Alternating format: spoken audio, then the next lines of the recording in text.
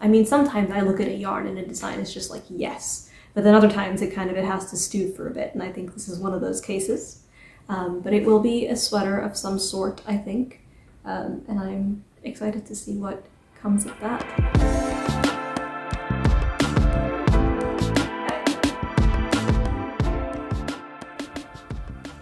Hey guys, welcome back to my YouTube channel and to my knitting podcast series. My name is Samantha and I am the knitter and knitwear designer behind the Strikkechick. So as you may have heard in the last video, I just spent the last 3 weeks in the US with my parents for the first time since the pandemic hit. So it had been 2 years since I traveled back. For those of you who don't know, I currently live in the Arctic Circle of Norway in a town named Tromsø. And during the pandemic, Norway especially had a lot of entry restrictions towards people, especially traveling in from outside the EU. And the US had a lot of travel restrictions for people coming in, and so we just kind of couldn't make that visit work. But I finally got a chance to go stateside, and I got to enjoy spending time with my family and eating a lot of US fast food and goodies. And I also got to explore some of the local yarn stores around my area and buy some really nice yarn that I will tell you all about later in this podcast. And that was kind of cool because I hadn't actually started knitting when I lived in the US. I only picked it up when I moved to Norway. So it was kind of my first experience with yarn stores in the US, and that was really neat. So I also, if you kind of, in the last video that I filmed, you'll recognize that a lot of those objects that I showed you, my finished objects and my works in progress, they were a bit new. I hadn't really shown a lot of progress on them before, and then I was like, oh, here's a sweater. And you're about to see the same thing with this video, and I'm sorry. And that's because I took actually a lot of cast-ons with me to the US, and I spent a lot of time just sitting on the porch in the sun and knitting as part of my vacation. So I've got quite a few works in progress from that time to show you. So without further ado, let's dive right into it. I'm going to start off with talking a little bit about what I'm wearing. This is the Menlo Sweater, and I think you can get a good look, but I'm just gonna... Yes. So this is a kind of cropped all over cable pattern sweater that's knit in Rowan Felted Tweed DK. So it's knit up on 4 and 3.5 millimeter needles. And I don't know, it's such a cozy early fall knit, I think. And I designed this. It was inspired by Menlo Castle is an old castle that is in Galway, Ireland.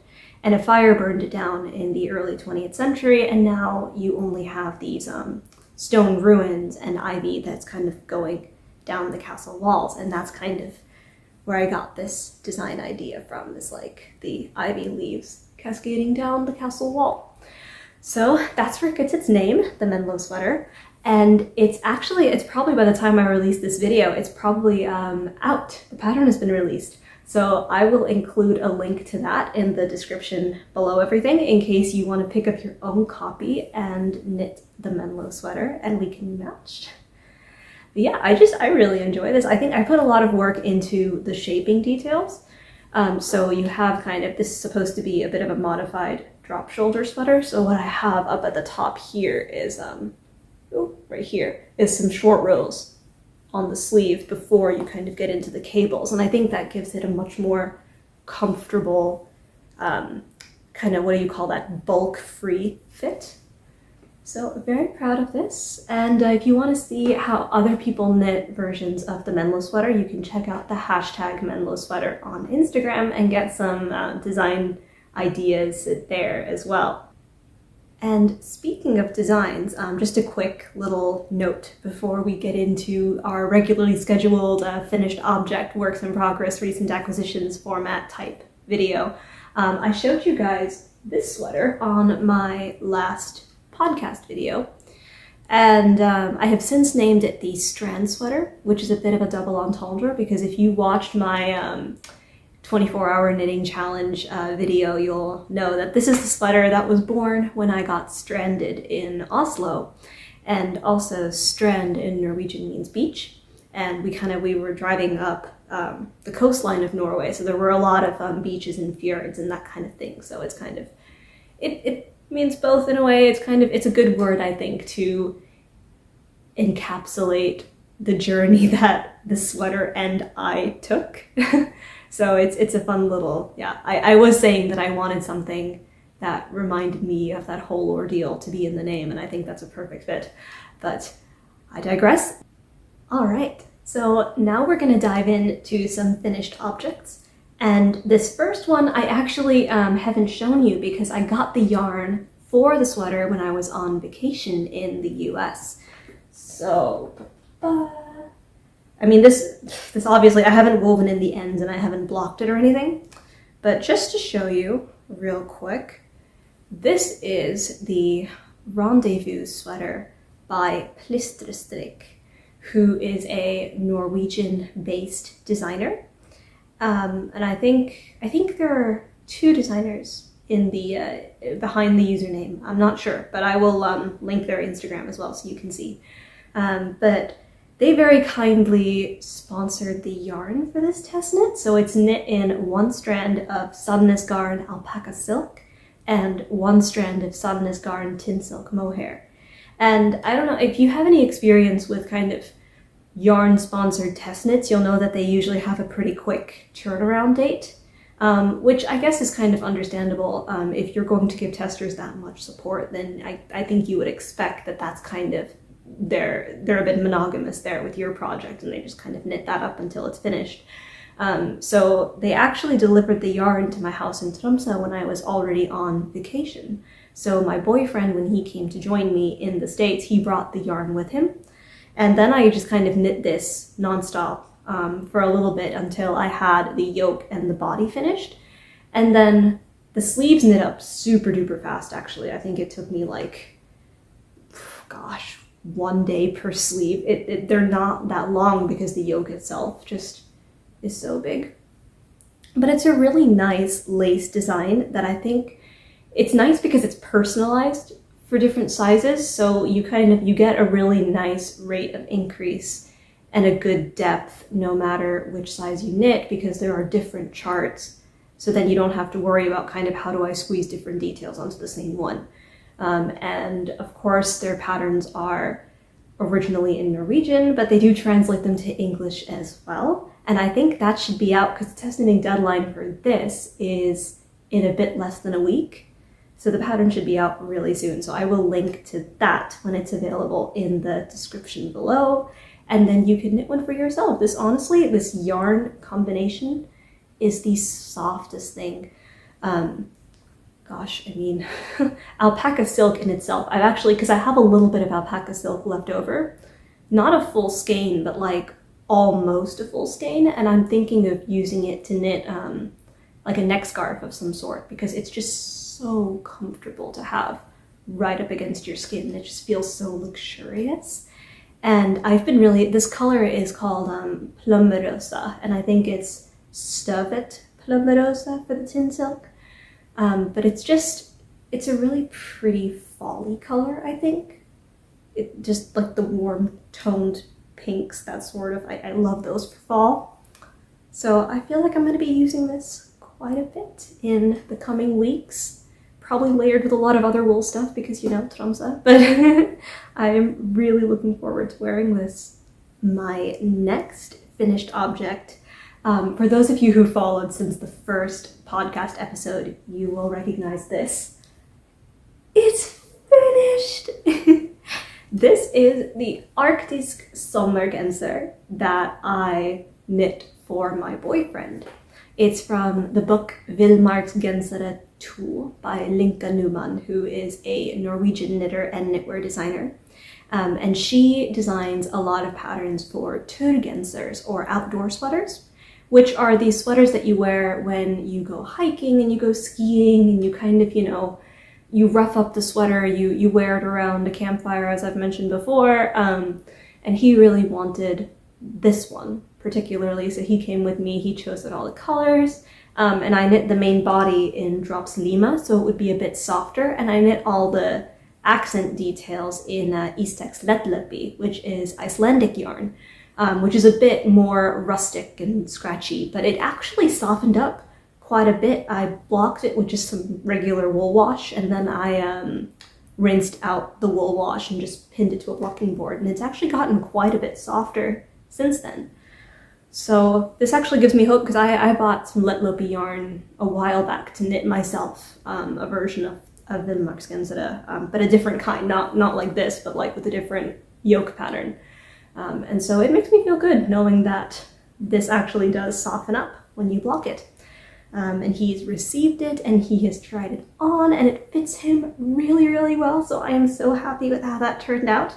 And we will have some photos. Unfortunately, when we went down, we took all our Autumn Wonderland photos yesterday. His sweater was still drying, so we couldn't get any, but we will get some pictures, and hopefully in time for when this video goes out so you can see him wearing it. But oh my god, guys, this sweater, it took me the better half of the year to finish it, just because it's so big, and it's just so much stockinette. Like, people say sleeve island, and I'm like stockinette island, because it just, I don't know, I don't really, it's just, oh gosh, it takes so long, and it's just one stitch that you knit over and over and over again, so I don't really enjoy knitting stockinette in the round, unless I'm in a very particular mood, unless I'm kind of like just so tired and I don't want to think about what I'm doing, and then I just want like a very nice repetitive kind of meditative motion, and then I really like stockinette in the round. But most times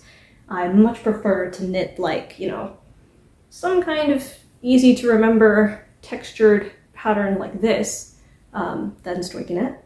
But it is done. It's done, and it'll be a while, I think, until I pick up my next big project like this. But yeah, very, very proud of how this turned out. So that is it for my finished objects, and moving on to my works in progress. In my last podcast video, I kind of teased this collaboration that I had been working on or participating in. So a few months ago, this lovely indie designer out in California, Tyler, who runs Thought for Thread, he put out a call for designers who wanted to knit something with his hand-dyed yarn. And I was lucky enough to be selected as one of the designers to receive free yarn to make a design using his yarn.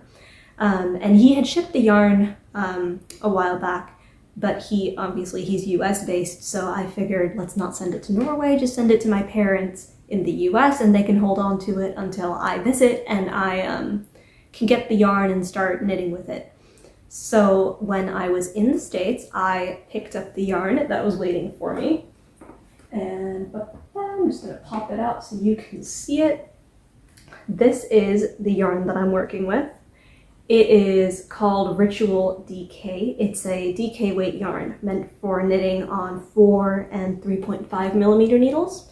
And it's 100% merino wool, non-superwash.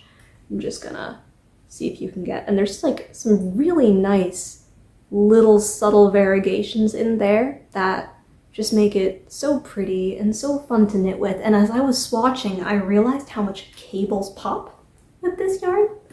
And that inspired me to cast on another cable pattern sweater, which is kind of mixed up in all my other whips. So let's see if we can extract this. So this is the start of the Kamari Sweater. It's an all-over cable design with kind of a cool little interlocking wave-like cable pattern, which is actually where it got its name, because as I was knitting this, it kind of reminded me a bit of the Kamari beach in Greece, where you have really pretty black sand with these, honestly, almost like this kind of pattern on the surface, so this kind of surface texture. And that's also a really pretty name. So yes, It's going to have a folded neckline. I just wanted to block the body before I did anything else with it, just so I could know kind of, because if you've knit cables, you know how much blocking changes the nature of the fabric. So this thing grew quite a bit when I blocked because the cables had bunched everything in and then they kind of released a bit. So it's going to have a drop sleeve, maybe a modified drop sleeve, depending on what this looks like. I don't think it'll need it though. I think it'll be fine as a regular drop sleeve.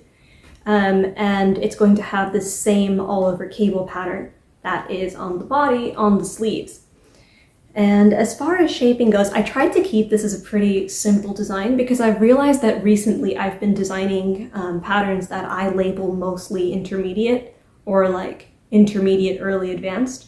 And what I want to do is start moving into kind of, if it's a cable sweater, then it's like a really well written out cable sweater pattern so that it's also suitable for advanced beginners. So I tried to make the construction of this fairly easy. That way it can be kind of a first cable project if that's what you so wish. And I think the most complicated part about it, well, complicated, but the most kind of, the part about it where I had to think the most, I think, was I did a little bit of short row shaping down the shoulders here. So obviously that's kind of, you have to keep a little bit alert for that, but the rest of it is just kind of knitting in the round with the same cable pattern, and it's very nice. So yeah, I'm hoping actually to get this, to get one sleeve done by the end of the month of September and then put out a tester call the first week of October at the latest, so that I can then have this pattern released before December is the plan. So yes, keep an eye out for this on Instagram and on my next podcast videos because it will definitely feature there. So the other thing I've been knitting on recently was actually my plane project from Norway to the US that I've been working on whenever I needed a little bit of a mental break. This is the Waffle Sweater by Knitting for Olive. And I chose to knit it because I don't like straight mohair on my skin. So I'm knitting it with one thread of, oh hello, and it's tangled, so sorry. I'm knitting it with one thread of Drops Baby Merino and one thread of Drops Kid Silk. And it's coming along okay. I think the short rows at the collar were the hardest bit for me because all of the short rows are in this kind of waffle stitch pattern. And it was like the beginning of the round marker was the middle of the back. So it was kind of hard to like back and forth and change what you do at each marker and that kind of stuff. But it was a good challenge, and the rest of it, especially with this really nice and easy to memorize waffle stitch pattern, was really easy to do. The one problem that I'm running into, and I'm very curious to know because I think the waffle sweater is a pretty popular pattern, so I'm sure some of you must have knit the waffle sweater in the past. And I was wondering if you noticed that it was really small before blocking, because I'm knitting the size extra small and it's supposed to be 90 centimeters wide at the bust. And I'm thinking, okay, I have a 73 centimeter bust, so that should be fine for me. But now, like, I measure it and I mean, side to side, it's 30 centimeters, right? So that's like a 60 centimeter bust, which does stretch out when I wear it. It fits fine, it just fits kind of tight. But also, I mean, it's a ribbed and a lace pattern, so surely blocking will like open it up more. And then one of these yarns is a superwash, so that would open it up more too. I mean, I did block it, and or not block it, I swatched it, and it met gauge. So now I'm thinking, is it just like, I don't know, is it just the nature of the fabric that it kind of pulls in and then just kind of expands a lot afterwards? Or yeah, let me know if you kind of had, because I'm knitting this quite fast now, I think, just because I'm like, oh, I'm so anxious to block it and see the final result. But it would really calm my nervous, anxious mind to know if anyone else has experienced the same issue with the waffle sweater, and if it fixed itself in the end. because I've been kind of stalking the hashtag to see what it's supposed to look like, and I'm like, oh, mine doesn't look anything like that. So, well, maybe it'll change. I mean, the ribbing at the bottom, I don't actually, because I opted to do Italian bind off instead, because I was like, oh, it'll be stretchier. But I don't know if I just do Italian bind off wrong, or, yeah, because this is decently stretchy, but it's not kind of the amount of stretch I hope to get in the ribbing. Well, either way, I'm excited to see what comes out of this, and it's been really fun to knit on when I need a little bit of a break from designing and test knitting and just want to knit something that someone else has already tested and figured out, and it's just like follow the recipe, and yes, that will be my waffle sweater. Oh, see, you can see how it's supposed to be like this. Oh, I'll update you guys after blocking too and let you know how this turned out, because right now I am extremely anxious about this. The last work in progress that I have for you is something that I started before I left for the US. This is oh, this is the wrong side. I'll show you guys the right side. This is the beginning of an Innis Skirt by Knits from Oslo, who is an Oslo-based designer, and she's also a medical doctor. And she made this pattern for a really pretty cable knit wrap skirt that she named after Inisheer, which is the smallest Aran island off the coast of Galway. So that was pretty cool. Because I've been there. I used to live kind of just right there. Not on the islands, but in Galway. So it was like a ferry ride or a little plane ride away. So yeah, I'm partial to garments named after places. Yeah, if you couldn't tell by all my design history.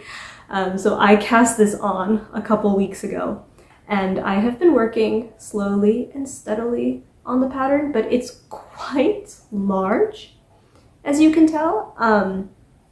So it does take some time, and I'm especially, because right now I'm at the part where you do a lot of increases.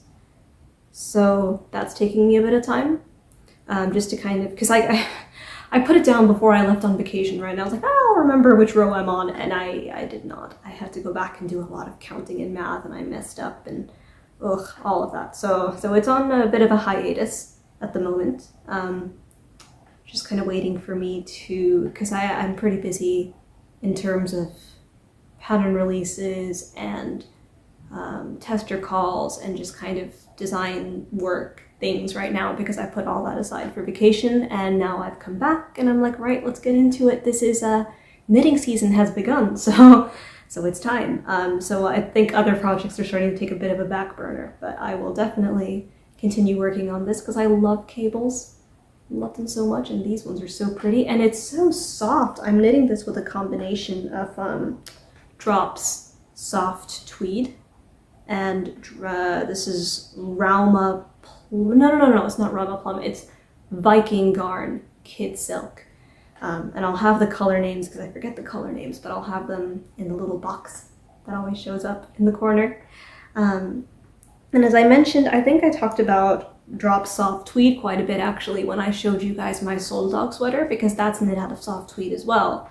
And when I was doing my leftover yarn video, I think it was the second one, it was one of them, I was telling you guys about how I have soft tweed left over, and how soft tweed doesn't pill, at least in my experience, and so I figured that is a really good yarn choice for a skirt, and here is the skirt. So we have a long ways to go. I think this has to be like 50 some centimeters, and then you start the ribbing, and right now it's like barely 10. So it's got a bit, but yeah, I mean, I thought that like the Arctis Sonargenser that I showed you guys earlier, I thought it would never be finished, and it's finished now. So this will surely be finished one day, and then I will show you what it looks like after wearing, and whether it pills and how nicely it fits and all that good stuff, because I'm excited to see as well. I've actually never knit a skirt. This is my first ever knit bottom anything. I've only ever knit like tank tops and sweaters and vests and accessories and that kind of stuff. I've never knit pants or shorts or skirts. So we'll see. I'm very excited for this.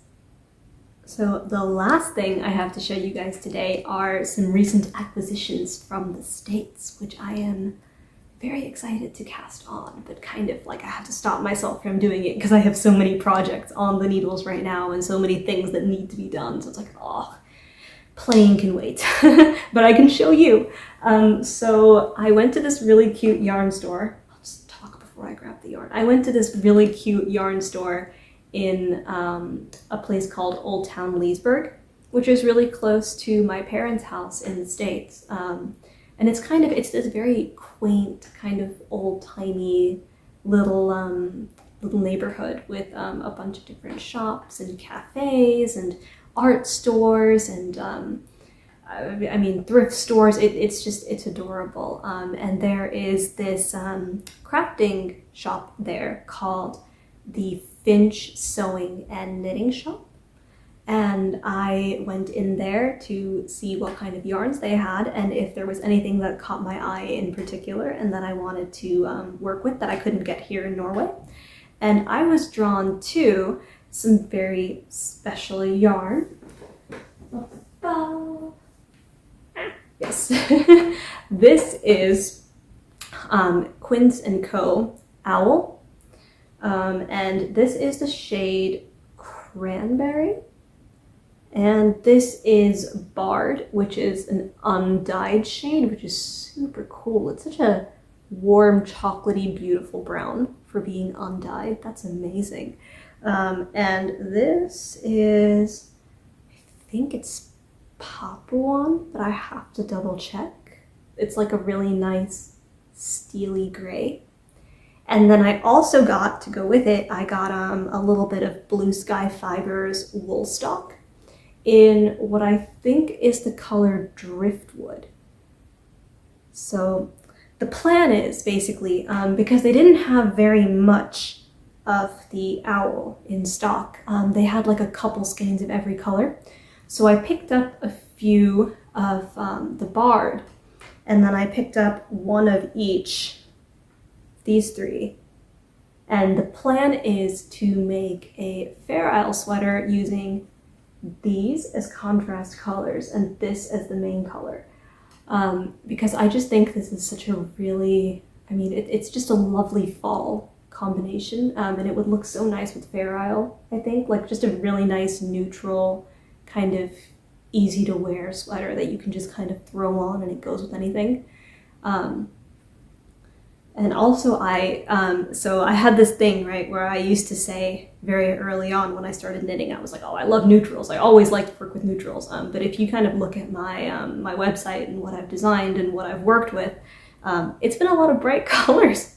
I've gravitated more, and I don't regret it. I love bright colors so much, but I think I'm starting to kick into a more neutral palette. I'm starting to kind of want to look at those nuances in browns and grays and beiges and things and like play with those and see how they can work together more so than choosing bright eye-catching colors.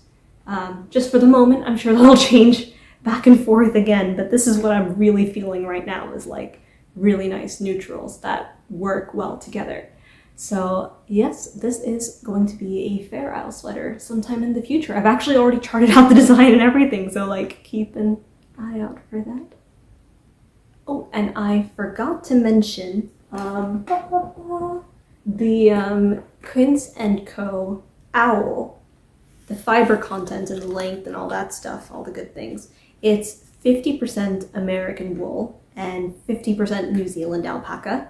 And I think the fact that it was American wool, that seemed kind of cool to me, because it was like, I mean, I've worked with Norsk ull before, but I don't know, this is something new and exciting. And it is 110 meters in 50 grams. And they recommend that you knit it on, it's only US needle sizes, it says US 6 and US 7. And I think that corresponds roughly to a 4.5 millimeter needle. So that is what I think I'll use a 5 millimeter needle for the Fair Isle and then a 4.5 for the Strikkechick, because I tend to have a much tighter gauge when I knit Fair Isle. And the wool stock from Blue Sky Fibers, that is Oh, it's the color is actually Gravel Road, my bad. It's 100% fine Highland wool, and it's 112 meters in a 50 gram skein. And they recommend a 4 to 8 millimeter needle, but I mean, this is way too thin for an 8 millimeter needle. So I think that would be, because I did talk to the really nice lady running the shop when I was choosing out these yarns, and I was asking if I could use this in combination with the owl. And she said, of course, it's the same gauge, it's the same yardage, it's about the same thickness, and it has the same kind of like 2-ply yarn effect, so it's a good kind of dupe even to use with that. So that is the plan, is to mix these two together. So the last bit of yarn that I have from the States is actually something that I pre-ordered. So I did this a lot actually when I was sitting in Tromsø and my parents were in the States, and I think a couple months ago, or was it, I think it was earlier in the spring, Purl Soho had a sale, and I could not resist buying some Purl Soho yarn. Because Purl Soho has a bit of a special place in my heart. When I started knitting, I picked up Purl Soho patterns first. So they were the first things I ever knit. But I had never gotten a chance to try their yarn. So I jumped at the opportunity and I ordered yarn, and I had it sent to my parents' house, and it was there waiting for me. And now it is back here in Tromsø. So let me show you. I ordered 3 skeins, or I guess these are hanks. I ordered 3 hanks of Purl Soho understory in the shade Silver Berry, which is just a really nice, it's like a silvery gray beige kind of. So it's like it's a very cool neutral, and I really like this. And it's 50% baby alpaca, 25% baby yak, and 25% silk. So it's a very soft, luxurious, kind of bouncy yarn. And they recommend using it on 4.5 millimeter needles. And I think what I'm planning to do is hold it with some silk mohair, and maybe then using like a 6 millimeter needle or something to make kind of a lighter fabric. But of course I have to swatch that out first and see. Maybe like, because I think silvery silk mohairs, they tend to run, or not silvery silk mohairs, if you get like gray-ish silk mohairs, they look very silver. And I think that would be really nice to accentuate this color. I think that would bring out the coolness, the cool tones in this really well. So that's my plan for now. And I would design something with that, but I haven't quite decided on like what kind of, I mean, sometimes I look at a yarn and a design is just like, yes. But then other times it has to stew for a bit, and I think this is one of those cases. But it will be a sweater of some sort, I think. And I'm excited to see what comes of that. And the next yarns that I ordered from Purl Soho were actually discontinued. So oh gosh, I had to. I mean, look at this. Look at this shine. This is Purl Soho's Kori. It's 100%, well, these are both Kori. It's 100% Super Kid mohair. And they recommend using 3 or 4, or US size 3 or 4 needles, which I think is 3.5-ish millimeter. And this one is called Ice Cap Blue. This one is called Clear Lake Blue. I have 7 skeins of each. They sell them in, I think it's 25 grams per skein. So you get, no, it's 50 grams per skein, and you get 137 yards in each. So, I mean, I think I'm gonna make a sweater out of each. So make one in this Ice Cap Blue color and one in this Clear Lake Blue color. But just look at that gloss. I think what I've heard about Kori in the past is that it's a bit splitty. So when you knit with it, right, it kind of, the strand is really prone to splitting on your needle. But I mean, I've noticed that problem on a lot of yarns. I think anything that's kind of plied, if you kind of pull at it too hard, which I think a lot of knitters tend to do, or maybe it's just new knitters like me, I don't know. But yeah, so I don't think I mind a little bit of like, okay, you have to deal with the splitting here, because this to me, this seems all right. I mean, you can separate the plies, but that wouldn't happen if you were just holding it loosely and working with it kind of. So I think maybe using a larger needle would be helpful, and probably not trying to knit like really small intricate details like lace with this kind of yarn would be helpful to kind of solve that problem. But yeah, oh gosh, especially this. I mean, I know I was just talking to you guys about how I'm all into neutrals now, but this has my heart, this color. I love this so much.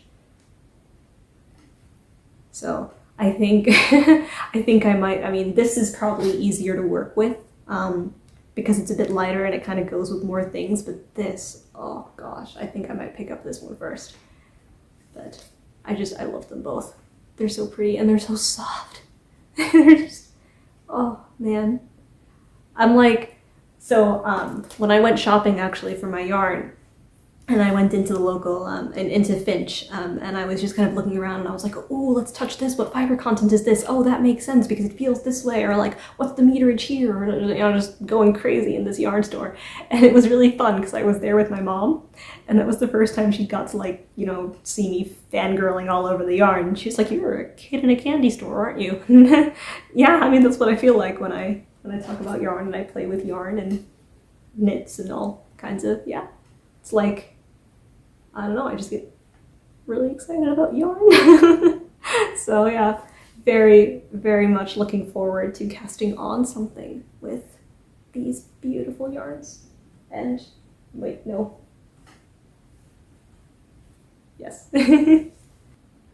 Well, I hope you enjoyed hearing about my finished objects and some of the whips that I have at the moment, and also some of the really pretty yarn that I picked up in the States. And if you like listening to my knitty, yarny thoughts, then please hit the subscribe button below for more yarny content. And if you want to come over and say hi, I am over on Instagram and Ravelry and TikTok as the Strikkechick, and you can find me on my own website, thestrikkechick.com. Until next time, you guys, happy knitting! Bye!